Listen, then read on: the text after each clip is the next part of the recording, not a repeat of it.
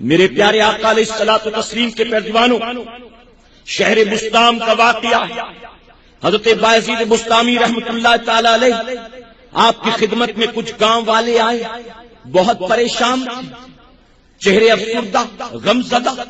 آپ نے فرمایا کیا وجہ ہے پریشانی کی، مسئلہ کیا؟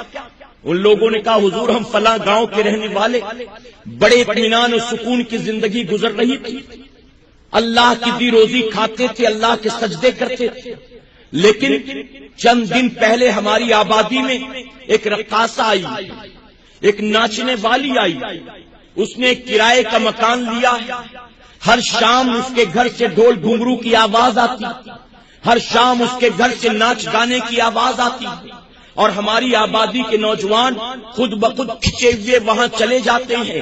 اگر ماں روکتی ہے تو جوان بیٹا ڈانٹ دیتا ہے، اگر باپ روکتا ہے تو جوان بیٹا جھڑک دیتا ہے۔ ہم اس رقاصہ سے پریشان ہیں، ہمیں اس بات کا ڈر ہے کہ اگر وہ نہ گئی ہماری آبادی سے تو کہیں اللہ کا عذاب نہ نازل ہو جائے، ہمارے نوجوان ماں باپ کے باغی و غدار نہ ہو جائیں، ہماری آنے والی نسلیں تباہ برباد نہ ہو جائیں۔ ہم اسی لیے آپ کی بارگاہ میں آئے ہیں، آپ اللہ کے نیک بندے ہیں، آپ ہمارے لیے دعا کریں، آپ کو انتظام کریں۔ فرمایا گیا حضرت بایزید بسطامی رحمۃ اللہ تعالی علیہ آپ نے گاؤں والوں سے کہا ٹھیک ہے مجھے پتہ لکھوا دو، میں ضرور اس کے حوالے سے کوئی حل نکالوں گا، اس کا سولوشن نکالوں گا۔ اب وہ گاؤں والے پتہ لکھا کر اطمینان سے چلے گئے۔ دوسری صبح آتی ہے، فجر کی نماز کے بعد حضرت بایزید بسطامی رحمۃ اللہ تعالی علیہ نماز پڑھ کر روانہ ہوئے اس گاؤں کے پتے کو لے کر۔ آپ نکلتے ہیں اس گاؤں کی طرف، آپ تلاش کرتے کرتے اس گاؤں میں پہنچ گئے۔ وہاں پہنچ کر آپ نے رقاصہ کا پتہ پوچھنا شروع کیا۔ اب جب رقاصہ کا پتہ پوچھتے ہیں لوگ پریشان ہیں، ایک داڑھی والا ناچنے والی کا پتہ پوچھتا ہے، ایک نورانی چہرے والا گنہگار عورت کا پتہ پوچھتا ہے۔ بہرحال کسی نے سوال نہ کیا، لوگوں نے رقاصہ کا پتہ بتا دیا۔ شام ہونے سے پہلے حضرت بایزید بسطامی رحمۃ اللہ تعالی اس عورت کے گھر پر پہنچتے ہیں، اس کے دروازے پر مصلی بچھاتے ہیں، وہیں بیٹھ کر اپنی عبادت شروع کر دیتے ہیں، اللہ کا ذکر و تسبیح پڑھنا شروع کر دیتے ہیں۔ شام ہوئی، جب ناچ گانے کا وقت ہوا، نوجوان چلے اس رقاصہ کے گھر کی طرف، لیکن دروازے پر حضرت بایزید بسطامی کو دیکھا، کسی کی جرأت نہ ہوئی، لوگ آتے سلام کرتے چلے جاتے تھے، سلام کرتے چلے جاتے تھے۔ رقاصہ پریشان ہے کہ اب تک کوئی آیا کیوں نہیں، محفل کے سجنے کا وقت ہو گیا، رات ہو گئی ہے، اب تو ڈھول گھنگرو بندنے چاہیے، آواز ناچ گانے کی بلند ہونی چاہیے، لیکن اب تک کوئی کسٹمر کیوں نہیں آیا۔ آخر خادمہ سے کہتی ہے ذرا جا کر دیکھ تو صحیح، کہیں گاؤں میں کوئی میت تو نہیں ہو گئی، کہیں کوئی مسئلہ تو نہیں ہو گیا، آخر لوگ آج آتے کیوں نہیں ہیں؟ شام سے پہلے لوگ چلے آتے تھے، آج عجیب معاملہ ہے کہ شام ڈھلنے کے قریب ہے لیکن کوئی آتا نہیں ہے۔ رقاصہ کی خادمہ نے دروازہ کھول کر دیکھا، اس نے دیکھا تو نورانی چہرے والے بزرگ مصلی بچھا کر اللہ کی عبادت میں مصروف تھے۔ اندر جا کر معاملہ بیان کرتی ہے، رقاصہ باہر آتی ہے غصے میں، آنے کے بعد کہا کون ہے تو جو میرے دروازے پر بیٹھا ہے، کون ہے جو میرے کاروبار میں رکاوٹ بنا بیٹھا ہے، آخر تو یہاں کیوں بیٹھا ہے؟ حضرت بایزید بسطامی فرماتے ہیں مسکرا کر، اے عورت غصہ نہ کر، میں تجھ سے آج تیری رات خریدنے آیا ہوں، آج کی رات میں تجھ سے تیری خریدنا چاہتا ہوں، بتا تیری رات کی قیمت کیا ہے؟ رقاصہ کو غصہ آ گیا، اس نے کہا اے فقیر اپنے آنے کا مقصد بیان کر، میری راتیں خریدنا تجھ جیسے فقیروں کا کام نہیں ہے، دولت مند بھی ایک رات خریدنے سے پہلے 10 بار سوچتا ہے، تو میری رات کیا خریدے گا، تیری اوقات کیا ہے؟ حضرت بایزید بسطامی فرماتے ہیں میری اوقات تجھے کیا معلوم، میری اوقات تو میرا پروردگار جانتا ہے، بس تو بتا تیری ایک رات کی قیمت کیا ہے؟ عورت نے کہا تو نہیں مانتا تو سن، ایک موٹی قیمت بتاتی ہے۔ حضرت بایزید بسطامی رحمۃ اللہ تعالی اشرفیوں سے بھری ہوئی تھیلی نکالتے ہیں، اس رقاصہ کے ہاتھ میں رکھتے ہیں، آپ فرماتے جتنی تیری ایک رات کی قیمت ہے اس سے زیادہ مال اس کے اندر موجود ہے، دیکھ لے اور آج کی رات میرے حوالے کر دے۔ اس عورت نے جب کھول کر دیکھا تھیلی کو، واقعی اس کے اندر سکے چمکتے دمکتے نظر آتے تھے، فوراً دروازے سے ہٹ جاتی ہے، ادب سے کہتی حضور آپ باہر کیا کر رہے ہیں، آج کی رات میں نے آپ کے نام لکھ دی ہے،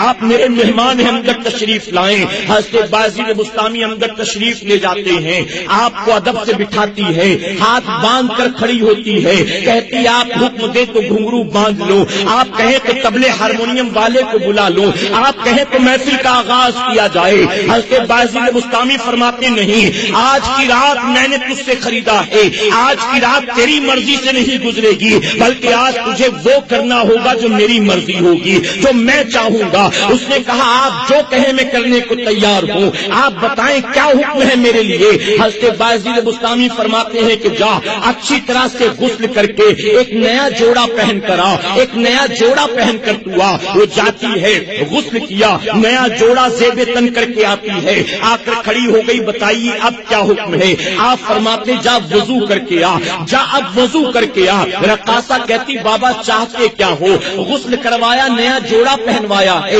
اب وضو کرانا چاہتے ہو، آخر چاہتے کیا ہو۔ آپ نے فرمایا سوال نہ کر، جو کہتا جاؤں کرتی چلی جا۔ اس نے کہا ٹھیک ہے، اگر آپ کا حکم ہے وضو کرنے کے لیے میں تیار ہوں، لیکن میں معذرت چاہتی ہوں، میں ہوں تو مسلمان لیکن مجھے وضو کرنا نہیں آتا، وضو کا طریقہ کیا ہے مجھے معلوم نہیں، میرے دھندے میں آج تک کبھی اس کی ضرورت نہیں پڑی۔ آپ فرماتے کوئی مسئلہ نہیں، آپ نے وضو کیا ہے، آپ نے فرمایا جیسے میں کرتا جاؤں ویسے کرتی جا۔ اس نے کاپی کیا، دیکھا دیکھی وضو کیا، وضو کرنے کے بعد آئے مصلی بچھا دیا۔ آپ نے فرمایا اس پر کھڑی ہو کر 2 رکعت نماز ادا کر۔ اس نے کہا حضور جس کو وضو کرنا نہیں آتا اس کو نماز پڑھنی کہاں آتی ہوگی، آج تک کبھی میں نے اللہ کا سجدہ نہیں کیا۔ حضرت بایزید بسطامی نے کچھ نہیں کہا، آپ نے آگے اپنا مصلی بچھا لیا، اس پر کھڑے ہو گئے۔ آپ فرماتے جیسے جیسے میں کرتا جاؤں ویسے ویسے تو کرتی جا۔ اب اے مسلمانوں یہاں ایک بات عرض کرنا چاہوں گا، وہ رقاصہ تھی، وہ ناچنے گانے والی تھی، اس کو وضو کرنا نہیں آتا تھا، اس کو نماز پڑھنا نہیں آتا تھا۔ آج اگر ہم اپنا گریبان جھانک کر دیکھیں، ہم نے اور آپ نے کتنے لوگ ہیں جن کو وضو کرنا آتا ہے، وضو کے فرائض کتنوں کو معلوم ہے، وضو کی سنتیں کتنوں کو معلوم ہے، وضو کن کن عبادات کے لیے ضروری ہے، وضو ٹوٹتا کب ہے، ہم نے کتنے ہیں جو جانتے ہیں۔ ہم نماز پڑھتے ہیں لیکن نماز کی شرطیں ہمیں معلوم ہے، نماز کے فرائض ہمیں معلوم ہے، نماز کے واجبات ہمیں معلوم ہے۔ الحمدللہ سنی سمیٹتا ہو۔ حضرت بایزید بسطامی آگے کھڑے ہو گئے، آپ نے فرمایا میں جیسے کرتا جاؤں مجھے دیکھ کر تو کاپی کرتی جا۔ آپ نے اللہ اکبر کہا، دیکھا دیکھی اس نے بھی ہاتھ باندھ لیا۔ پھر آپ رکوع میں جاتے ہیں، وہ رکوع میں جاتی ہے، پھر رکوع سے اٹھے اللہ اکبر کہتے ہوئے آپ سجدے میں جاتے ہیں، وہ رقاصہ بھی سجدے میں جاتی ہے۔ جب سجدے میں آپ پہنچے آپ کی آنکھوں سے آنسو جاری ہو گئے، رب کی بارگاہ میں رو رو کر عرض کرتے میرے پروردگار تو نے بایزید کو جتنی طاقت دی تھی بایزید نے اپنا کام کر لیا، تیری بندی کی پیشانی کو یہاں تک لانا بایزید کا کام تھا، اب اس کے آگے سنبھالنا تیری رحمت کا کام ہے۔ فرمایا گیا بایزید بسطامی کی زبان سے ان کلمات کا نکلنا تھا، وہ رقاصہ روتے روتے سجدے سے سر اٹھاتی ہے، آپ کے قدموں کو تھام لیا، آپ کو گواہ بنا کر سچی توبہ کرتی ہے۔ عرض کرتی ڈھول گھنگرو میں یہ مزہ نہیں آیا جو قرآن کی تلاوت سننے میں مزہ آیا ہے، ناچ گانے میں وہ مزہ نہیں آیا جو اللہ کے سجدے میں مزہ آیا ہے۔ فرمایا گیا بایزید بسطامی نے اللہ کا شکر ادا کیا، کچھ نصیحتیں کی، اس کے بعد کمرے سے باہر نکلتے ہیں، اس رقاصہ نے گھر کے دروازے کو بند کیا۔ فرمایا گیا کل جو ناچنے گانے والیوں میں مشہور تھی، اللہ کے سجدوں کی برکت سے موت آنے سے پہلے وہی رقاصہ اللہ والیوں میں مشہور ہو گئی۔ رب کا وعدہ حق ہے، نماز روکتی ہے بے حیائی اور برائی سے۔